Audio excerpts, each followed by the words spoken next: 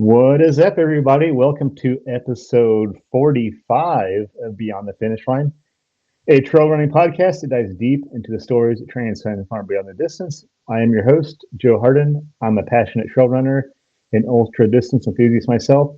Whether you're an elite, a back to back grinder, this is your place to be inspired, learn, grow, but before I bring my guest forward today, friends of the pod, do me a huge favor. Okay, first of all, I just want to say you guys have been crushing it with the comments. One of the guest I have today is one of those people. You guys have been sharing, commenting. The 5-star reviews are awesome. I think we've almost got 50, 40 something 5-star reviews. Keep it coming. The comments mean everything to us. We're not some like big media company. It's just like a few of us that write and host for the EAC. So we comment back. That's us. The comments on YouTube have been coming in strong. Thank you. Just from the bottom of my heart, keep it up. I appreciate it. It means everything to us. Also, real quick, I got 2 races coming up. Odd Duck running. We have two races in the schedule. I have the Big Four High Five Classic, 4, 8, and 12 mile. Those signups are up. I can't believe people might actually show up to this thing. So it makes me really happy when I find out that people might actually show up to my events. And Hustle in the Heartland is kicking off. We're going to make it a huge year. We have an early bird code. Early bird 26 gets you 10% off. So yeah, so thank you so much. Check out one of those events. But before I today we have Tom Gillund on. Tom, actually, I met Tom. He ran Hustle in the Heartland 8 hour, and we connected there. He put on like a hell of a show that day. I mean, he really kicked ass for 8 hours. And since then, me and Tom have connected. We've actually shared some miles recently. We ran out Eagle Creek not too long ago. I saw Tom at the Winter Trail Frosty this Saturday. So congrats on that. All that is said, thank you, everybody. I won't rant too much further. Keep it coming. The feedback has been great. Thank you so much for listening, tuning in, sharing. Keep it up. We love you. So without further ado, let's bring Tom forward for this conversation. What's up, Tom? How's it going, Hey, man? how you doing, Joe? All right. Yeah, I'm stoked to have you in the pod. Episode 45. We're getting closer to 50 episodes, man. Yep, Uh, that's awesome. yeah, time flies when you're having fun. So, yeah, man, thanks for coming on. Like I said, it's been awesome getting to know you. Man, like you inspired me at Hustle in the Heartland. It was awesome you guys showed up. Having your family there was cool. Your son was really, really fun to watch. Since Hustle in the Heartland, we've kept in touch. Like I said, we ran together fairly recently. So I think that's kind of cool. And yeah, you're always commenting on the shows, and I think that's pretty rad. So um, I'm You sure guys you have know. had some really great guests lately, which Yeah, which makes it a little intimidating to come on here. I'll be honest. You've had a string of really awesome guests, and so yeah, been fun to watch. I've been blessed that I reached out to some people and they said yes. So it was I was scared. I was like, oh my god, what are they like? Who am I talking to? But at the end of the day, we're all just doing like running is just like this crazy ass thing we're all doing. Yeah. At the end of the day, we're all trying to do our best and have fun. And but man, I'm honored to have you on the show. But like I do with all my guests, I want to give you some time to just tell us who Tom Gillund is. Okay. Well, first and foremost, I'm a father and a husband. I've got 3 beautiful kids and a beautiful wife. I'm a veteran. I spent 18 years in the military, so that shapes how I view the world and how I think a little bit. I'm a mental health advocate, so I'm someone who's struggled with mental health issues in the past and taking that journey right now to work on that. And I'm an endurance athlete, so I've found through running some healing, some clarity, reflection, and purpose. So I try to spread that message on social media, on Instagram and Facebook, and just you know, get out there and grind. Yeah, hell yeah. I mean, yeah, you've been crushing some miles too, by the way. And I appreciate that. I think, I've shared some of my stuff with you, and I've been open about it on social media and the show and other shows I've been on. Hmm. But I mean, as you know, mental health has been something that I really struggle with. I mean, it's not like it goes like it's gotten like it's not like it goes away. It may Sure, be sure. manageable. It's something that I'll have to always work on. So, and I appreciate when somebody shares like you have been and advocates towards that, because it seems like the times are getting better, but it's not always been like cool for like men to like talk about their mental health struggles. Like it's almost like it's taboo. So I think like what you're doing, those conversations are important because it like breaks the stigma on talking about these issues. I mean, if you just suffer in silence, and I mean, how hard that is on somebody Hmm. to feel alone. And I think what you're doing is important because it makes someone like me who struggles with mental health issues feel seen. So I just want to say I appreciate people like you who talk about that kind of stuff. It's amazing, and I saw on Andy Glaze had a post on this not too long ago, but he shared some things about having some struggles with PTSD on a particular week or whatever, and he was saying what a reaction he got, a positive reaction from people and encouraging words and things like that. And I really related to that because I've had kind of a similar experience as I've tried to share and just be open about where I'm at and what I'm trying to accomplish and things I'm working on. I've gotten a lot of support, and I've not felt shamed. I've not felt that people have looked at me different. I think that if anything, people have looked at me like they see me for the first time versus, the mask I've been putting on or however you want to phrase it. But it's been a good thing for me. And I know a lot of other men and women I've served with that, have similar struggles. And, it's encouraging when one person can step forward, it makes it easier for someone else. Yeah, absolutely. I mean, obviously, I can't speak to like the PTSD side of it, but it feels like um, the more and more you learn about it, it just seems like there is like kind of like a shortfall, like people getting help that are dealing with like PTSD and those things. Like especially like you have like this whole generation coming out of like Iraq and all that stuff. So it just seems like there's a little bit of a gap missing, and I think as these conversations like evolve, it seems like it's getting better. I mean, I can only speak from like an outside view in, but I mean, I don't know how you feel about that, but I just feel like it seems like we're making a little bit of headway towards being able to talk about it and like hopefully, maybe as a society we're like better equipped to help people who are struggling with like PTSD and like traumatic stress disorders. Yeah, I definitely think that we've moved the needle on that and normalized, saying I'm struggling, I'm not okay. And that's awesome. That's awesome for law enforcement, that's awesome for firefighters, that's awesome for people who've been in a bad car wreck, that's awesome for soldiers and Marines. So I mean that's a great thing for everybody, and I think you're absolutely right. We've moved the needle on that a little bit, and I just found that if I tried to do things the old way, where I, rely on vices, I try to just, power through, push thoughts out of my head. It was causing issues in my life that I could no longer ignore. And I mean, it was getting bad, and a change had to be made. And I'll be honest with you, I didn't find that realization in therapy. I didn't find that with medication. I found that in miles, in running miles. And that is the single biggest difference between me today and me 2 or 3 years ago is running. And it's changed my life. Yeah, 100%. I mean, um, I can't compare one to the other. I mean, I've been in therapy and I run a lot of miles too, as you do. But I can definitely say, like, running has definitely helped me process things Mhm. way better than I used to. I mean, I don't know if you want to share too much about it, but you also have like a sobriety story too. And I know we both share that. We have that in common.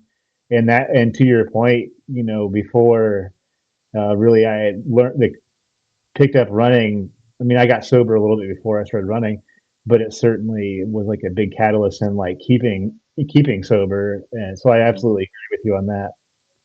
And what, one thing that is was always frustrating for me is I abused alcohol very heavily when I was at my lowest, and it's very easy to look at somebody like that and be like they're an alcoholic, when in reality there was a lot more mental health issues going on. There was a lot of PTSD going on. There was a lot of things happening, and alcohol was the symptom that people could see. That was the one that was most visible, that you could point to and be like, that's not correct. um, so yeah, that was definitely something that had to go in my life, and I had to get a handle on. But it was a bigger problem than just the substance. And I think therapy works for some people really well. I think medication is great for people who need it, and running is a beautiful tool also. For me, it's just get the help however you can. Get the help, whatever works with you, whatever resonates with you.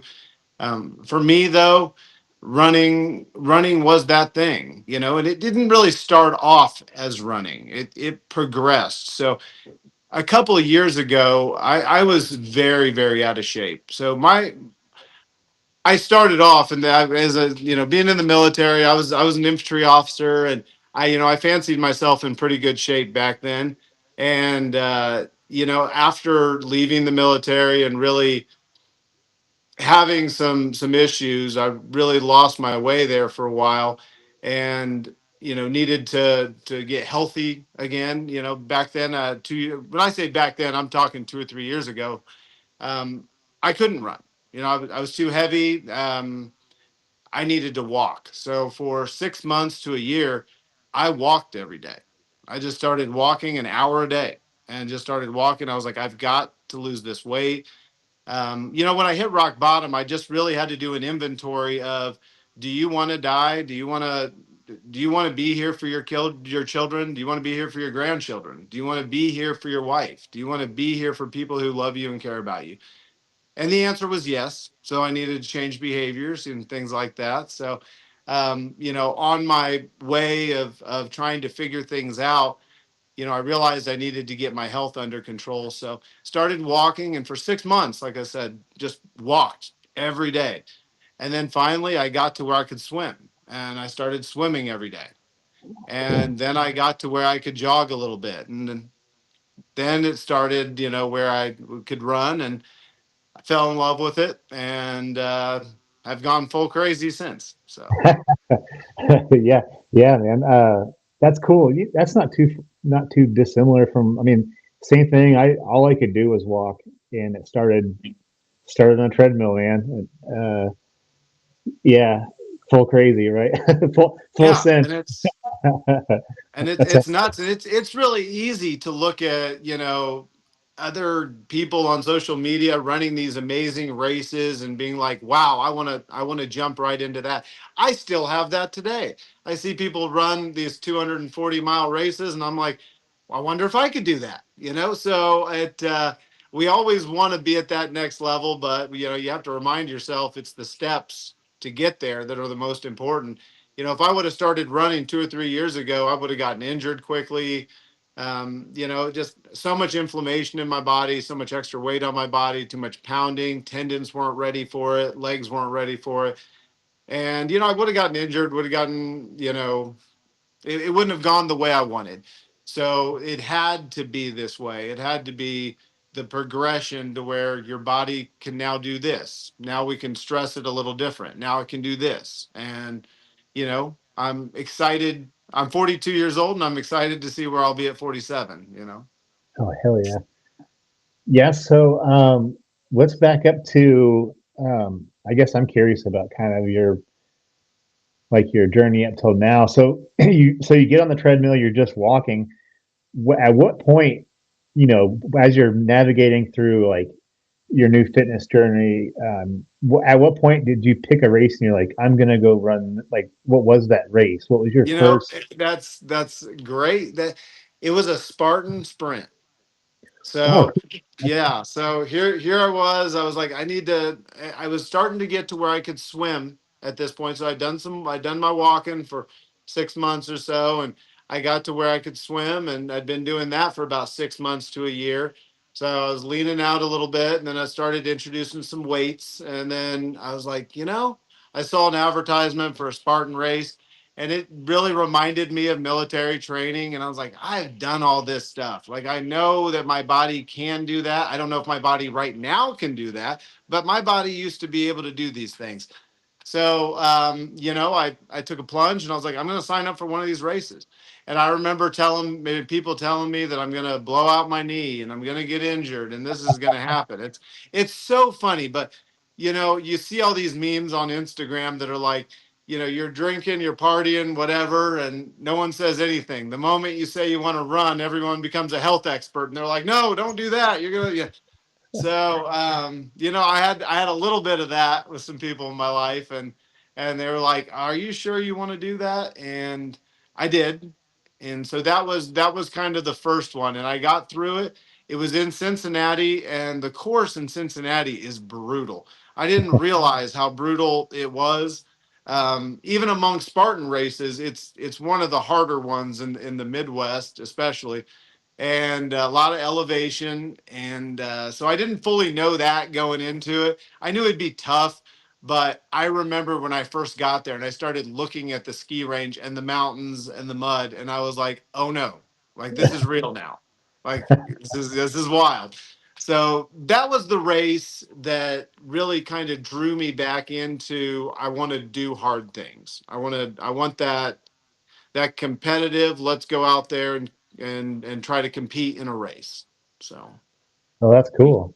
yeah. So, um, where did it take you after that? So you get, I've always wanted to do one of those Spartan races too. By the way, it's not.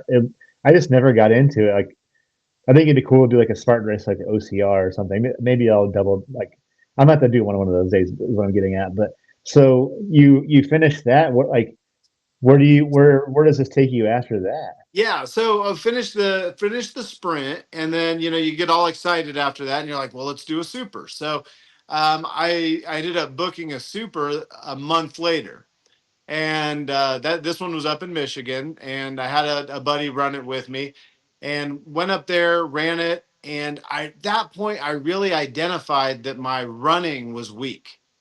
So I was like, my strength feels pretty good. I was negotiating the obstacles, felt smoother than I'd anticipated, but my running, I could tell, I was like, this is what needs to improve, because after you complete the super, now you want to go get the beast, the Spartan beast, because that way you can complete the trifecta for the year. And so then I was looking at what I would need to do to make that leap, and the biggest weak point that was jumping out at me was running. So I was like, well, at this point, I was still only running maybe 15 miles a week. I'd just go out for a little run here or there, anticipating that, that I just need to get through the 5 or 10K. Now I was at a point where I was like, you have to ramp up your running if you want to do better at this stuff. There's no way around it. It's still a race. You can say obstacles, you can say strength stuff, but at the end of the day, it's a foot race. You've got to get better at running.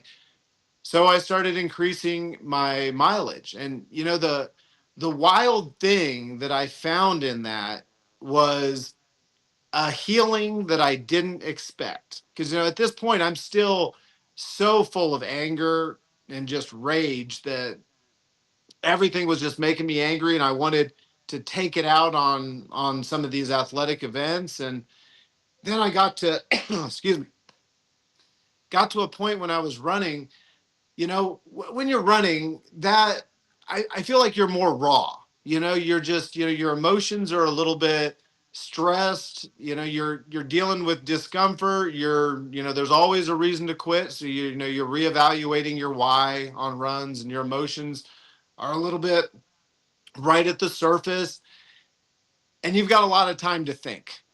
You're on these long runs, you're stuck in your own head, and there's nowhere to go, there's nowhere to hide. It's just you and the questions. And here you are trying to do something physically hard. Do you have the courage to explore emotionally hard things? And so, that's kind of where it went. Yeah, I agree with you. Running has such an amazing way at like I feel like I can't speak to everybody else, but I always have this like surface layer like ego and then like man, running is just like so good at like stripping that away Oh, and yeah. it's just like it kind of leaves you open. Um, and I mean, yeah, to your point, you have nothing but time sometimes, especially on a long Yeah. run. Oh, yeah. It's a great equalizer on ego and id and kind of putting you in check with like really who you are and why you're doing, the things that you're doing. But And you so know yeah, what? One thing I found just through exploring, my PTSD and things is something that's kind of learned behavior from the military is always to scan for threats, and other people do it as well, right? But military in particular, you're always trying to identify threats, and that's a good thing when you're in a combat scenario. But when you're back home, that can look like intrusive thoughts just always entering your head of everything that can go wrong, everything, the aliens are going to land and take over your house, to your wife's going to get killed in a car wreck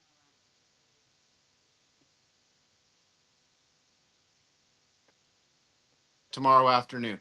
There's just nonstop. And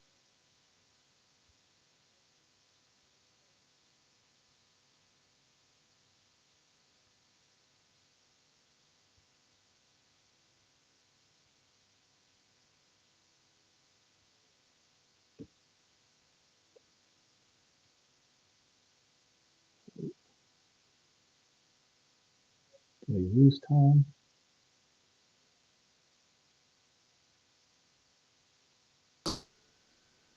that was a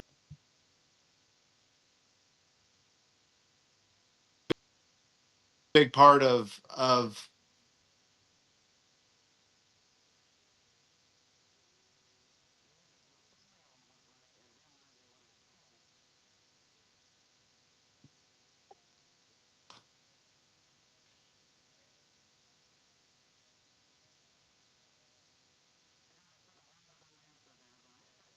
Yeah, feel like yeah. I kind of took a roundabout answer there, but Oh, we lost Tom. Oh, sorry, Tom. Looks like we lost you for a second. oh, there we are. Okay, but yeah. So I mean, I caught most of that, but absolutely agree. Um, Something I'm always curious about, like with running, like as you've been, like you talked about, kind of coming back from the military. So you're in. I mean, I couldn't even imagine like the high stress scenario that you're in when you're like deployed overseas, especially like a combat scenario. So I can only, you know, take a guess at how difficult it must be to like come back to like rotate back to the states and like um, you know get used to like being in like a safer environment. And I just guess I'm wondering if do you think running helped you like transition back to like a non-combat scenario? It absolutely did. And um it's just that scenario where you get to process a lot of things. You get to process a lot of things, and then use tools. So, for example, as for me personally, when intrusive thoughts are coming in, I have to really look at them rationally. Like, what is the likelihood of this occurring? Is this an irrational fear that I'm having, or does this have some merit based on historical evidence? That this can actually occur.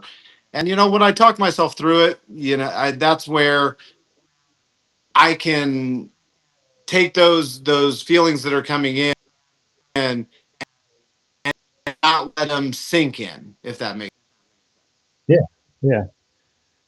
yeah, yeah. Um, so tell me when. So when you're still like on this running journey, when do Mhm. you run your first ultra distance? I guess I'm curious. Was it? Oh wait, when did you run your first marathon distance? So the First first time I ran a marathon distance was at the 12-hour Beast. It was the Okay. Beast Endurance Challenge. And that again, that was a 12-hour event. I ended up getting 34 miles in. And this was one that I was doing. I forget if I did this right before or after the Spartan Beast. I think it was a little bit before. But either way, I had been working on my running a little bit, and I thought to myself, I was like 12 hours. I was like, worst case scenario, you can walk for 12 hours. Like you should be able.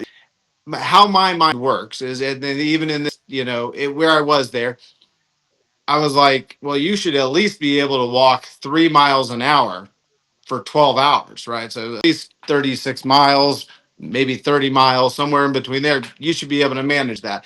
And that's kind of how it worked out. I did a lot of running in the beginning, and then about the 18, 19 mile mark, I was hurting pretty good. And I remember looking at my wife and being like, I don't know, babe, this is, I'm not sure if I'm going to be able to push through this one. And she was a champ because she really was kind of looking at it like, hey, you need to go do one more lap. You need to do one. You're going to be disappointed with yourself if you don't get out there and do one more lap. Do one more lap, see how you feel, and if you still feel this bad, we'll call it a day. Got out there, back half of the second lap, I think I clocked my fastest pace. Just kind of hit a Oh, second wind and was running, which at the time 11-minute mile, and I was flying. Is what it felt like. So but for me, that was the top end of my range, and I felt like I was moving, and I called her as I was running, and I was like, just caught a second wind. We're back. So it was great. So that's cool. got 34 miles in there. So that was technically my first ultra distance and marathon distance in the same day, and so that was a good one. Rad. Cool. Yeah. Yeah. So yeah, you skipped right over marathon, went straight to ultra. That's cool. Yeah, it was a fun experience. And then when you had your 8 hour Heartland the Hustle challenge, I was definitely excited about that and able to recruit some other people. And when we were talking to them about that, I was giving them the same propaganda I was giving myself of you can walk. So I was able to get some friends out there and spread the fire a little bit. Hmm. Yeah. Yeah. I enjoyed the hell out of having everyone there who showed up. It was pretty awesome watching you guys. So when did it go to trail? Because you recently done some trail. Well, I know you've been running at Eagle Creek a lot because I see your Strava. But when did Yeah. when did you make the switch to trail running? So I don't think I really ever distinguished between the two. It was just always whatever was easier. So for me, and I think for a lot of people, when you have kids and you've got like multiple businesses and a normal job and and kids and a family, time is the biggest constraint. So I would love to go run at Eagle Creek every day. Just time will not allow that. So it was on the weekends when I could get to somewhere where there was a trail. During the week, you make do with what you got, which is, we got roads. And so, Yeah, get out there and get it yeah, done. Now, the Tecumseh 50K was my first ultra marathon, and I think that's really where I got hooked. So that was a real fun one. And although I knew it was going to be hard, I don't think I prepared quite the way I should have. In the back of my mind, I knew I could do the distance because I'd done a 34-mile race not too long before that. And, I was like, I'm confident that I can get the distance. But I didn't really train the way that I would train now and, or the way that I am training now. So it left me happy that I got it done, but I also feel like I left a lot on the table. Like I remember leaving that and I was really proud of myself that I got it done. Felt that sense of accomplishment. But at the same time, I'm wow, you're capable of a lot better.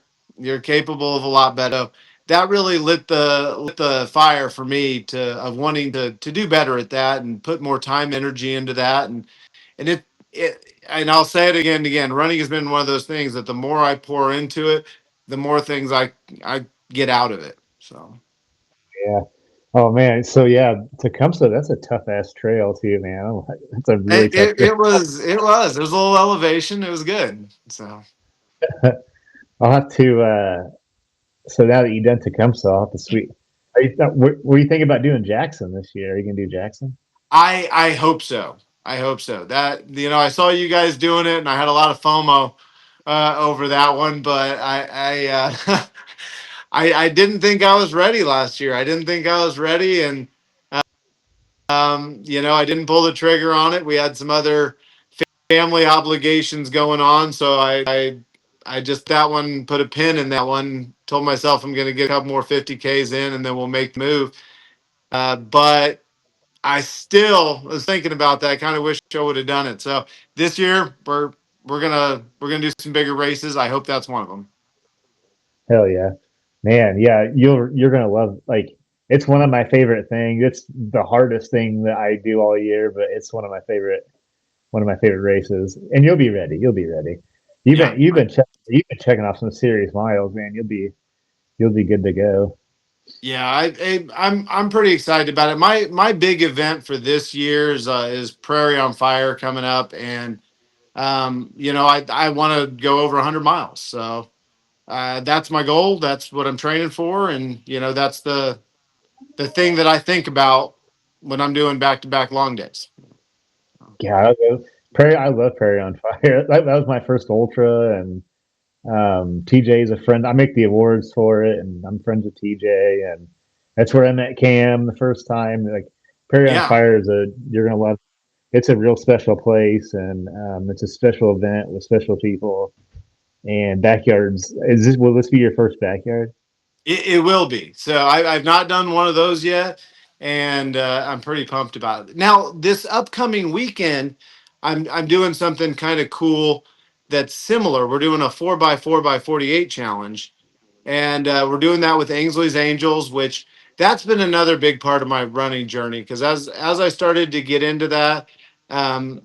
I started to do some Ainsley's Angels events, and if for the people who haven't heard about that, it's an amazing organization that helps people that can't run ride, and other people push, and it's amazing. It's amazing to see every time I do one of those events. There's two things that I leave with. One is gratitude. Just you have to feel thankful for the fact that you can get out there, run and push. I mean it because you're seeing people that can't. And so it just makes you appreciate everything you can do.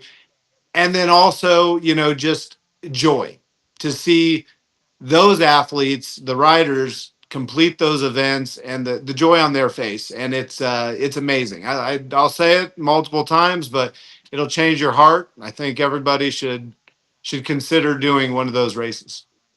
Yeah, I signed up for. I'm like one of the ambassadors, but I just haven't signed up for an event yet. I really need to get on. I've been wanting to do um, push an angel rider at the Indy Mini, Hmm. and I've been wanting to do the 4x4x48, but it's like right in the middle. I have all these spring races I have to make awards for. So it's like March is like Yeah. insane. Like that March is like insanity for me. And but I'd love to do the 4x4x48. I've done one of those before.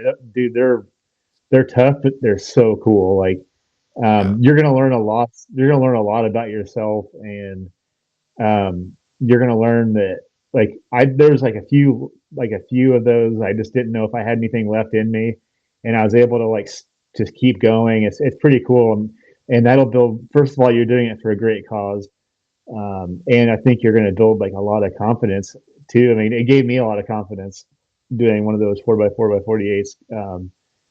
So yeah, man, I'll be stoked. I'll have to watch from afar on social media, but I'm pretty excited.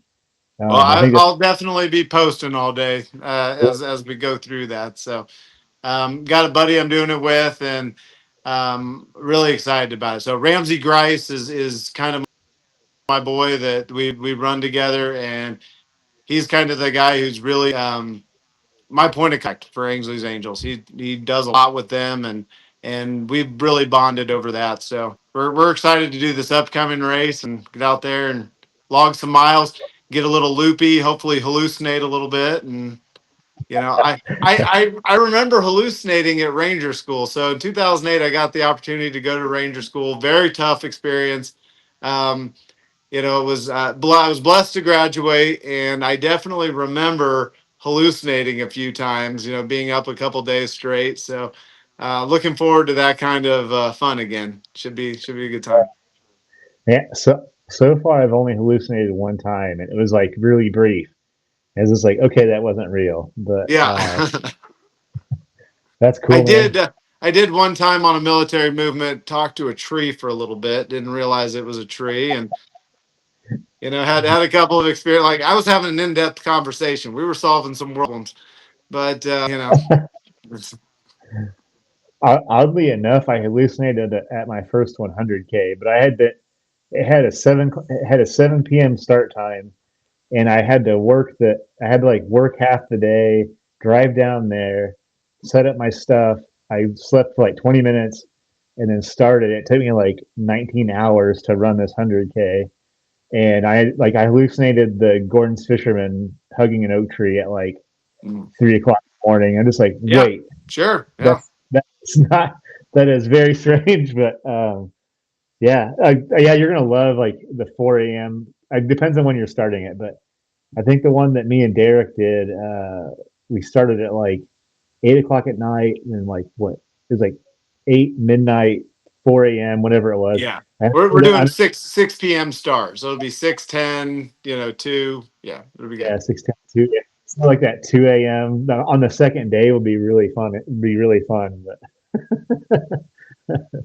So yeah, we're looking forward to that. And actually in one of the breaks there on Saturday night, I've got a daddy daughter dance with my little 4-year-old girl, so I'm pretty pumped about. So I will run, go get dressed, have a great night with her, go back, change, go run again. So That's cool. yeah, it'll Yeah, be good. I for mine, I just like I did it locally, but I just like basically blocked off the whole weekend. I thought, I'll be able to run, and I'll be like, I was like working in my shop and running, Uh-huh. and I thought I would try to get some sleep, and that didn't work out at all. And so yeah, I slept in like, I think I slept maybe 6 hours over those 2 days or something. But Hmm. That yeah. So this is going to be something. Yeah, this is gonna be a fun event for a lot of us. So we should have a blast. cool. So tell me how you're feeling about Prairie on Fire.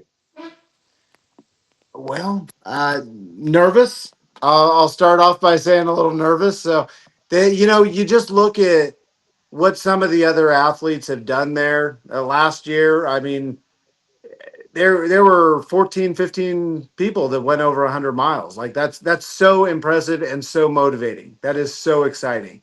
So, it's nerve-wracking, but I'm excited to get out there and get that 100 miler in and be around a lot of other people who have just nothing but positivity, and they have that fire of let's get this done. So Yeah, it's the greatest group of people. I'm friends with a lot of people that I met my first time at Prairie on Fire, like Christy D and Tammy Morante and like mhm.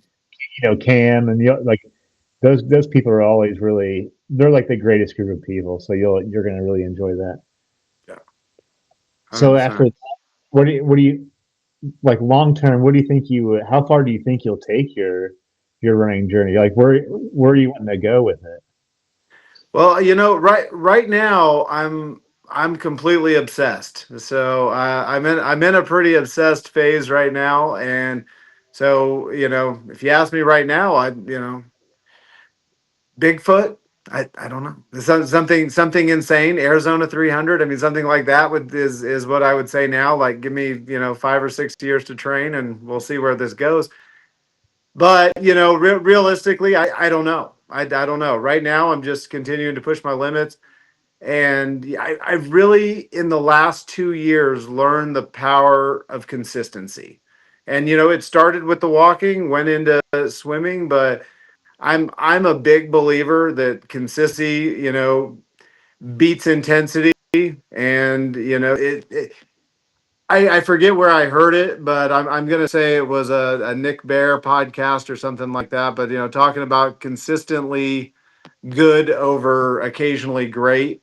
And I made Jeff Cunningham, he said that. But things like that stick with me, and I think things like that are how I approach things. That consistency of every day I'm going to get up and do something.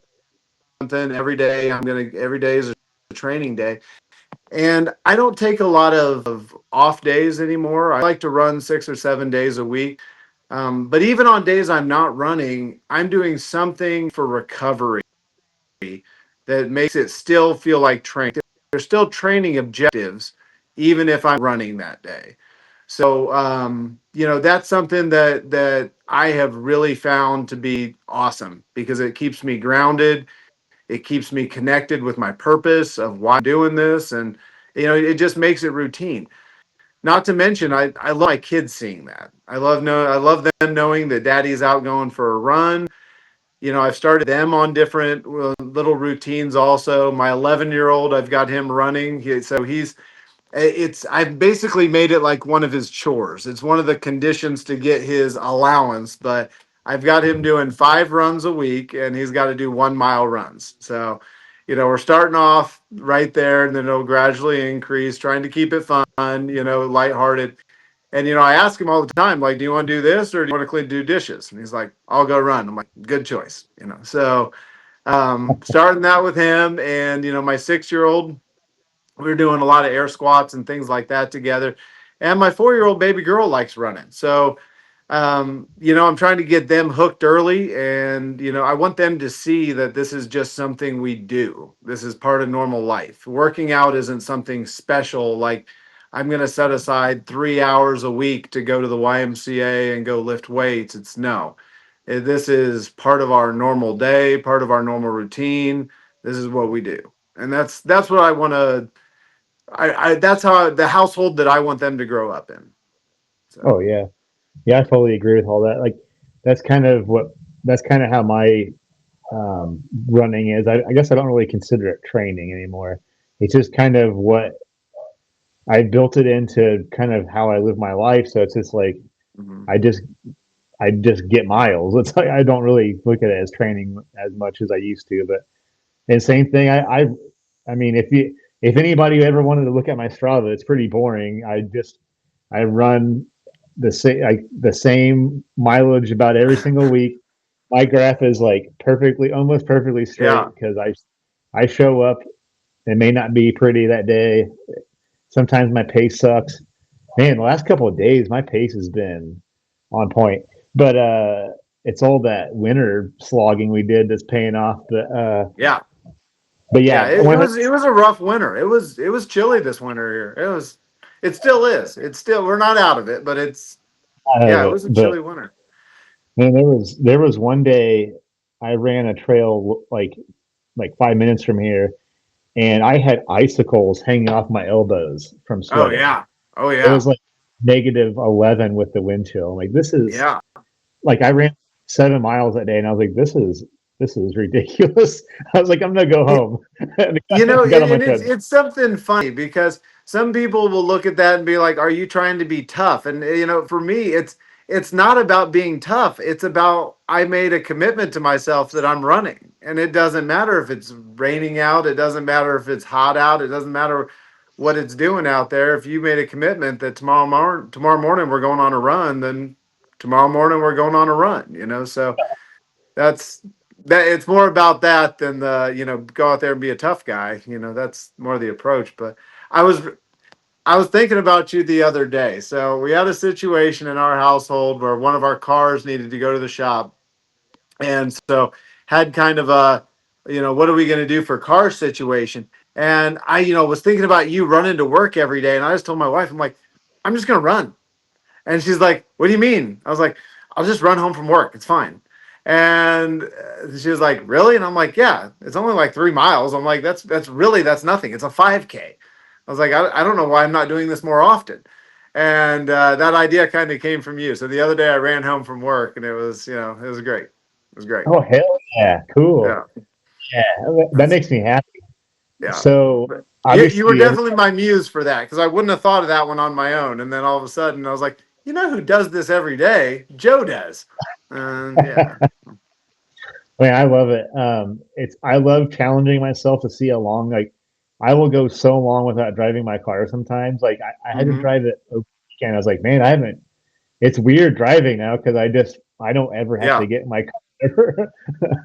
Yeah. I love seeing that rub off on people because there's a there's someone I work with that lives fairly like even closer than I do, and Hmm. they've been walking to work and back.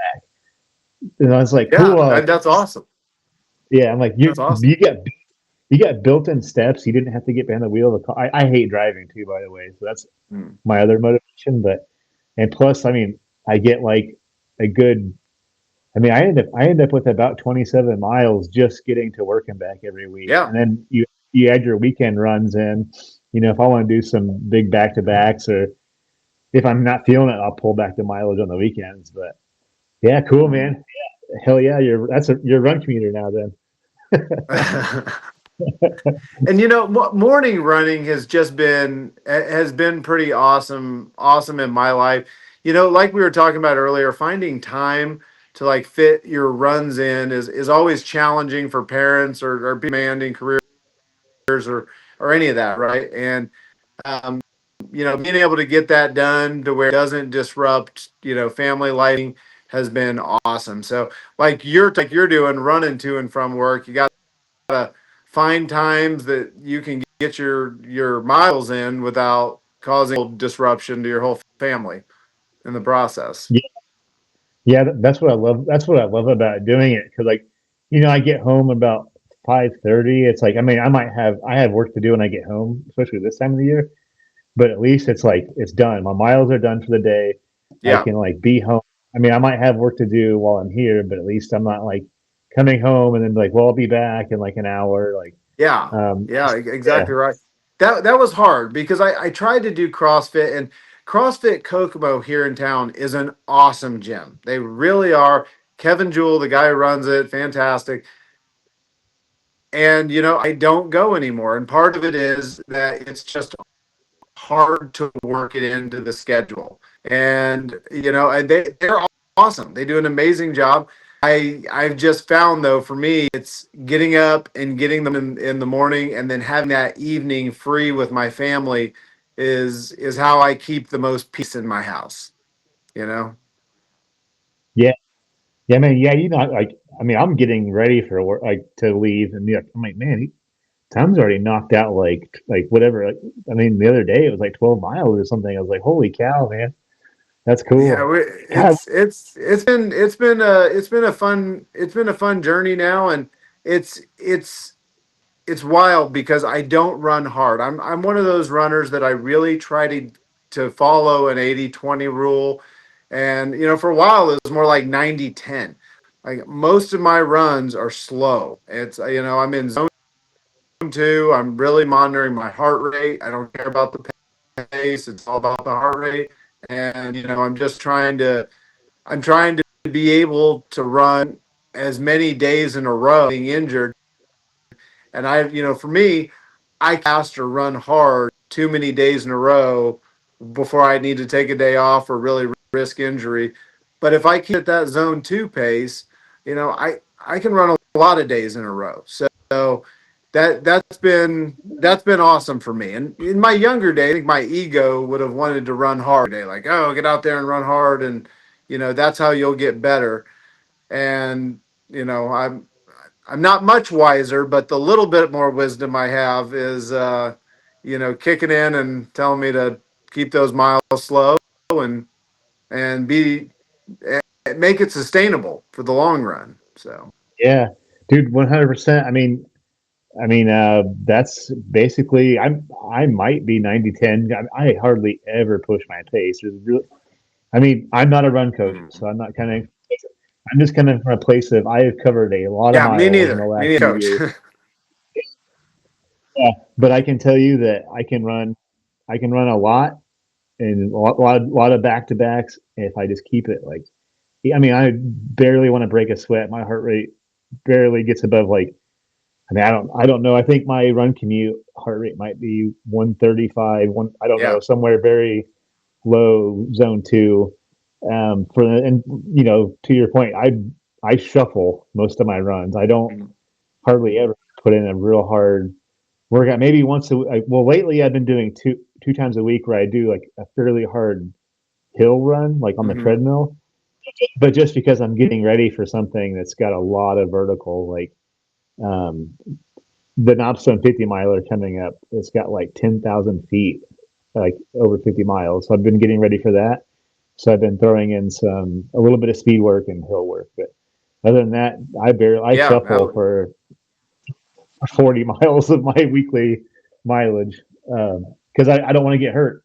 Yeah, same, same. It's I want to be able to do this as many days as I can, and so now that being said, it was great to go to an event like the Winter Trail Frosty and be able to run. So for me, that race was near the top of my range for where I'm at right now, and I felt like I was moving. I felt like my leg turnover was good, and it was a much faster pace than I was used to running. So it was exciting, and that race was just a lot of fun for me. But I also took a day off afterwards, and I usually do not take a day off after a 13-mile run. So it was usually that would be a green light to run the next day, but I can definitely tell running hard I need a day.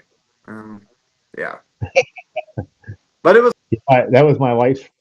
Yeah, that was my wife's first trail race. I was pretty proud of her. Yeah. Did you get any cake? She was like, I wish every race had cake Well, afterwards. when I saw you guys before the race, she seemed pretty relaxed, so that was good. Sometimes you can get the jitters beforehand, but she kind of seemed like she was in a cheery mood, so it's good.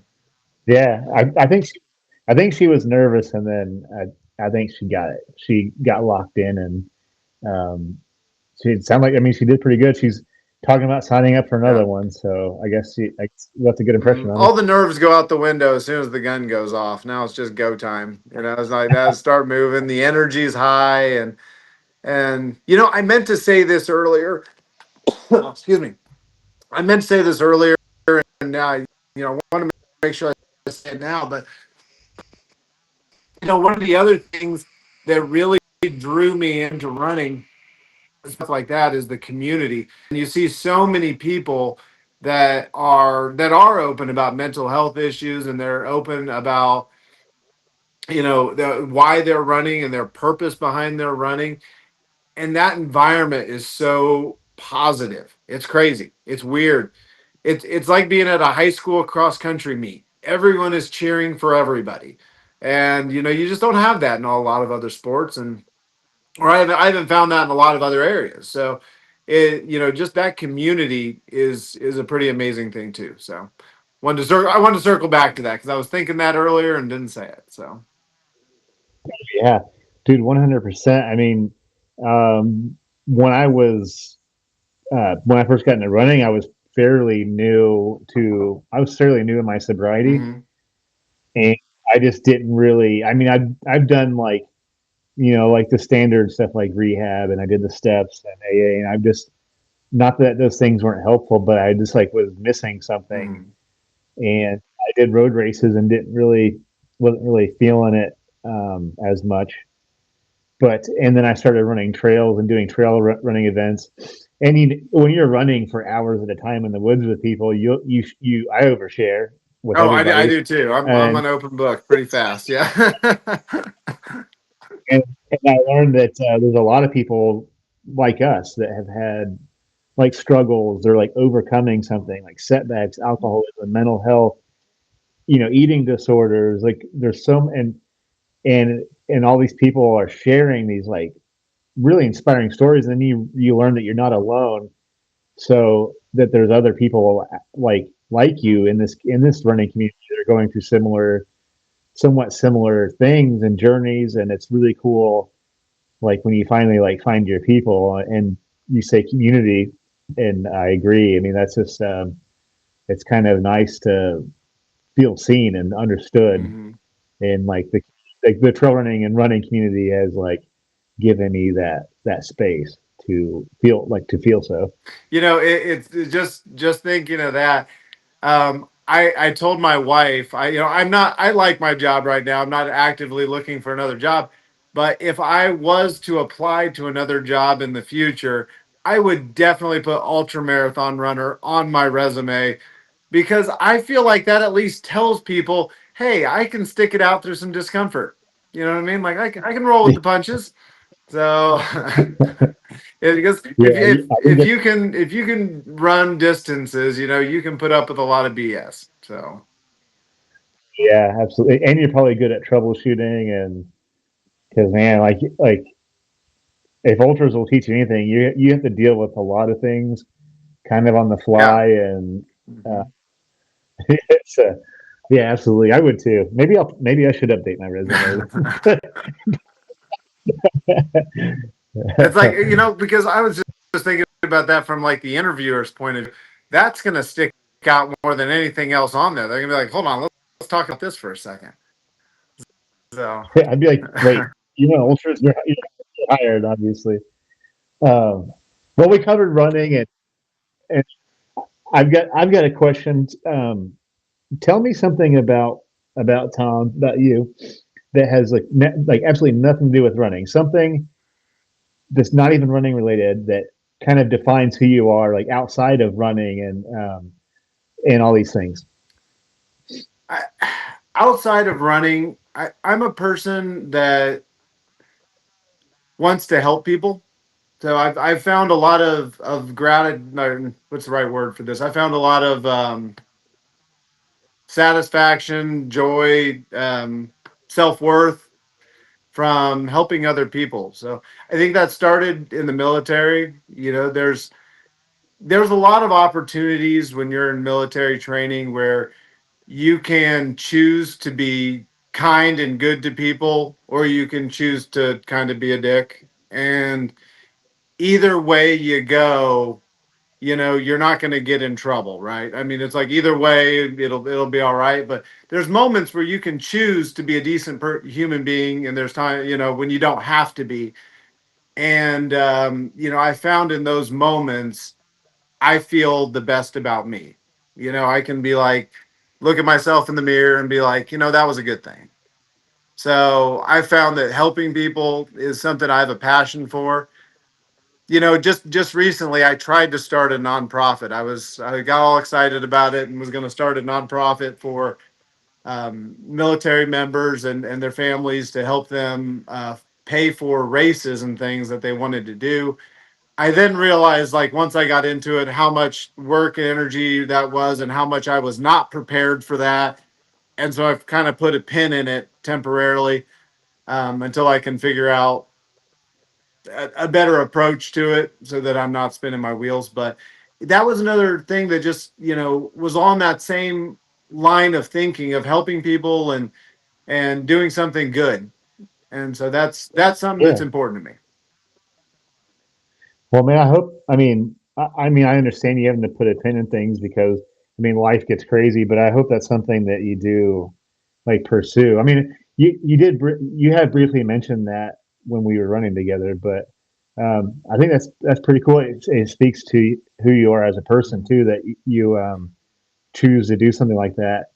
And to your point, it's so much nice. It's so much easier to just like show people grace and try to help people versus the other routes that you could take. Mhm. So um, yeah, I hope you can pick that back up and maybe get that done. If you need any help with that, reach out. There's the Everyday Athlete Clubhouse has a lot of people that have done a lot of really epic things. So there's gonna definitely somebody in the clubhouse or in this network that could help guide you when you're ready to pick that back And up. you know what, me and my wife talked about that, and I think every year we're gonna try to do a fundraiser and raise some money to be able to take military families. to like an OCR course that kids can go to. Last year they had one called Muddy Kids that we sponsored 7 or 8 kids to go to, and it was a my me and my family went, and we took our kids, and it was an awesome experience, a lot of fun. And I think that's something we're going to try to do every year and make that kind of our annual event for Warriors Forging Forward. It was the name of it. And Oh, cool. so we're gonna try to do that every year, and that'll be kind of towards the end of the summer. So I'm sure I'll start putting out some more information closer to time. But right now, I'm focused a little bit more on Ainsley's Angels. So I think the time that I was trying to spend starting a nonprofit, I kind of redirected some of that energy into just participating in Ainsley's Angels events, and I found that gave me a lot of that gratification I was looking for, that sense of, hey, we're doing something positive. And so right now I'm just happy doing that, but we'll see where the future goes. I mean, I'm trying to just be open minded, and you know Yeah, man, I love that. Yeah, you're doing a good thing. I gotta sign up for one of those because it looks like a friend of mine, Allie Bretnocker, does like she's like an ambassador for him and does like a few of those events a year. It just looks like so much fun and so rewarding, and I just need to like get off my ass and find one. I wish I could do that 4x4x48 with you this weekend. That would be really cool. But yeah, well, I'll you're gonna hit have a you up lot of next fun. time. Next time they got a 5 or 10K or something like that, that's easy to do, that we can get some other people involved, and it'll be good. Make a day of it. Cool. Well, man, I'm gonna have to ask a music question. All right. Like that's what we do here. So you know about what's in your earbuds. So we always ask music questions. I like to do that on this show sometimes too. So right now, I don't know if you listen to music while you're running. I do. I actually I don't know. do. Okay, what are you listening to currently? That's been kind of like on a rotation on your playlist. So right now, I recently put DMX X gonna give it to you on this playlist. Since you guys did that most recent show, I heard that and I was like, oh my gosh, I haven't heard that song in forever. Add immediately. So um, right now, I have kind of a mixture of things, but there's quite a few K-pop Demon Hunter songs on there. I do find those motivational, and Eminem, kind of a weird back and forth, but we'll go from golden to lose yourself. So I love Rap God. Damn, that song is so good. That song gets me fired up when I'm running.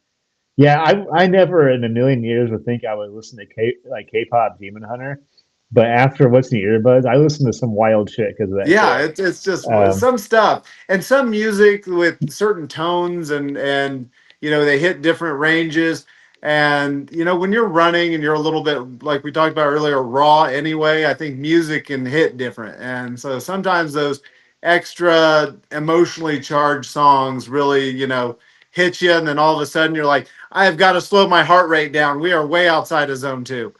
Yeah. So yeah, I have a tendency to listen to something like way too hype yeah. sometimes. I'm just like, Yeah. damn. I'll be running like a sub 9 with my backpack on. I'm like, whoa, whoa, whoa, whoa, whoa, calm it down. Well, cool, man. We got to figure out time to run together soon. My life will be less chaotic soon. I know you got a lot of stuff coming up, but this weather's about to improve, Oh, dude. We're gonna have to hit some Oh yeah, hey, trails. we're getting ready to hit the real running season. We weathered the winter here, but I'm looking forward to nice weather, and being able to sport some bandanas, and it'd be good stuff. And maybe we'll have to find somewhere, not Eagle Creek. We'll have to find a day when we don't have a lot going on between the two of us, and we can maybe find somewhere a little bit different, somewhere a little bit more rugged. Okay, hey, I'm Yeah. I'm I'm all for that, and I'm going to need your So help on something. So this is a wild thing. So at work, they were talking about.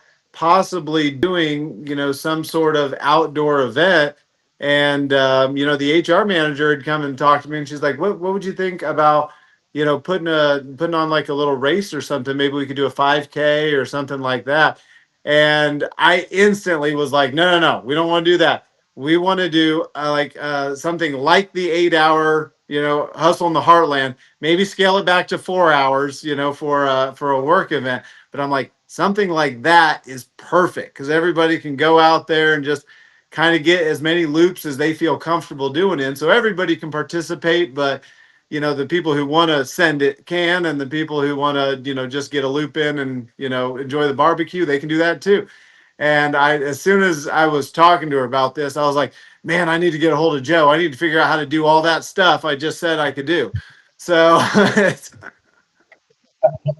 Cool, man. uh, Yeah, dude, I would love like obviously I would love to give you whatever you need, man. That's rad. Hell yeah, welcome to it. That's yeah, cool. That's gonna be fun. so we'll see if they follow Yeah. through with it, but something like that I think could be a really great time. And we've talked about this before, but just what how running has opened my eyes and really helped me define my priorities and live with purpose instead of gliding through life. Uh, if we can help other people find that, then that's an awesome thing. So Oh yeah. Absolutely, man. Beautifully said. Um, okay. So Tom, it's been awesome having you on, but I want to give you a chance also. If you had any like closing advice or like closing wisdom, you said a lot of good things. I just want to give you just a little bit of extra time to like, if you had any closing advice, closing wisdom that you would want to leave with like anybody who may be listening to the show, um, feel free to do so. the last thing I'll say just is the power of consistency. So it's absolutely amazing what consistency could do. I mean, I think if you put a picture of me today next to a picture of me 2 years ago, it'd be unrecognizable. And I think people don't realize what they can do in a year. If you just take a year and really focus on yourself, and everyone thinks that seems like such a long time, but it's not, and you can change a lot of things. You just have to stay consistent. And, that's a lesson that I finally learned at 42 years old. And, it's been very valuable lesson to me. And that's something I want my kids to walk away with. Anything they want to do in life, they can do if they're consistent. Yeah, I love that, man. Yeah, yeah, it's amazing what if if you don't make these like big heroic jumps, if you just like try to be a little bit better, like a half percent Mhm. better, you just do that every day, and you keep stacking that. You may not have these big swings or big changes in like a week, months, but you talk about a year, like you're saying, or like over a few years. It really is amazing what you can do and like how you grow. So I absolutely agree with that. And yeah, consistency is a big part of that. At least for me, and I know it is for you, and it's certainly showing up because you're doing some cool stuff. You're going to crush Prairie on Fire. I hope I get to run it this year. I know I'll make the awards. I hope I get to run Prairie on Fire. I don't want to miss it for a second year in a row, but yeah, you're gonna have fun. Um, and then I guess I'll see you at Hustle the Heartline after that. I'm looking forward to that. We'll have to catch some miles too, Sam. Like I said, but man, thanks for coming on, Tom. It's been awesome getting to know you. Um, like I said, I enjoyed meeting you at Hustle and running together, so it's been pretty rad. Also, I appreciate me and Jason appreciate the hell out of you always commenting on the show. Like that is such a big deal to me when I see that feedback on the show. So just thanks in general. Thanks for being you. Thanks for coming on. I look forward to sharing some miles soon. Man, keep inspiring. I think you're doing some good things out there, and I know it's resonating with somebody. So yeah, man, just keep doing that stuff, man. Hey, thank you again for having me on. This was really awesome. This was awesome. Yeah, yeah, and what we'll have to do is after Prayer on Fire, maybe we'll have to touch base and kind of get an update on how everything went. And yeah, yeah, man, this was a great chat. Well, man, thanks for coming on, Tom, and thank you everybody for listening. Like I said, follow Tom on Instagram too. Man, he's out there crushing miles. Like I'll wake up at like 6, and Tom's already like hammered out 10 miles in the dark.